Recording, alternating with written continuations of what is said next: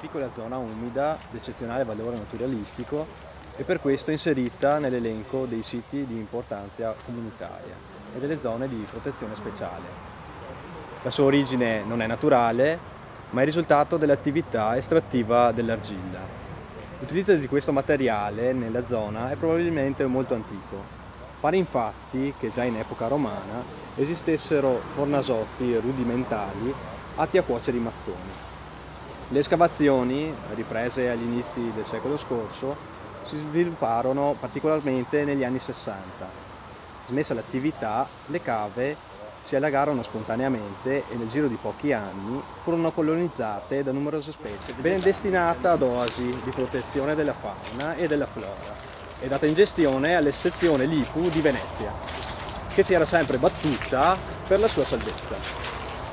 Nel 2009 l'associazione LIPU BirdLife e il comune di Marcon hanno ampliato la superficie dell'oasi, portandone l'estensione totale a quasi 40 ettari.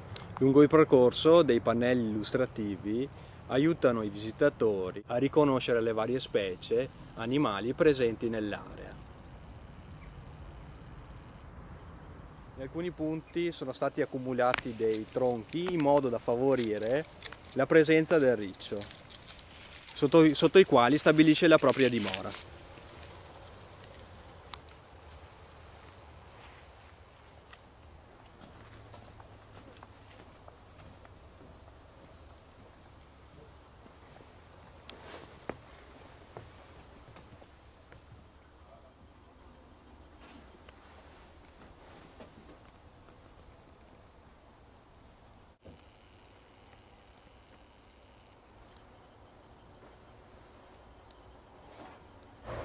La ricchezza faunistica dell'oasi è legata, in particolar modo, alla presenza di svariate specie di uccelli. Dalla nascita dell'area protetta ad oggi ne sono state segnalate circa 150. Attualmente sono presenti oltre 40 specie nidificanti.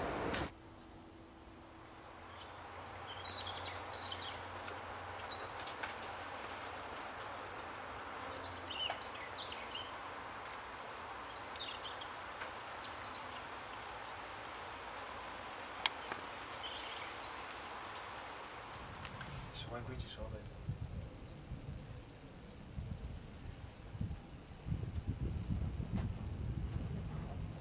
Tra i rettili si possono osservare la testuggine palustre europea e la natrice dal collare, entrambe ottime nuotatrici.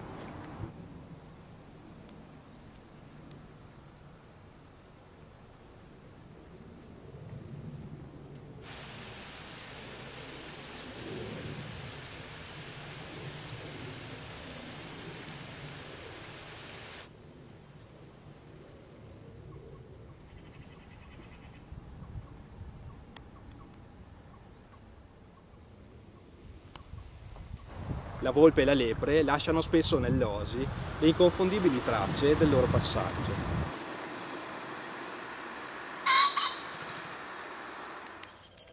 Non più di tanto. Non è che aumenti più di tanto.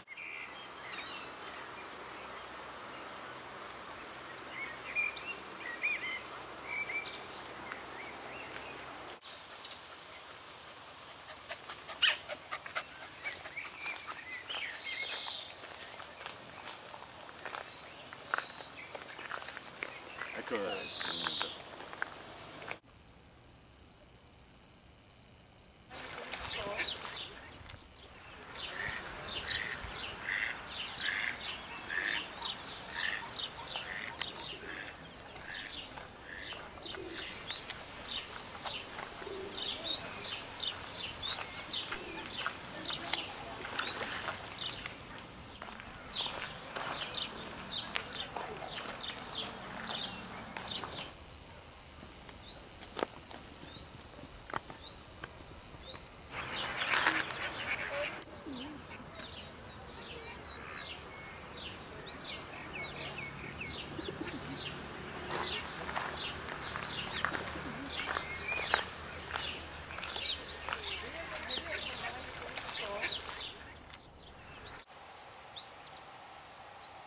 Fra i pesci, elemento importantissimo nella dieta di molti uccelli. Da segnalare la presenza dello spinarello, che ama le acque limpide, e il raro cobite.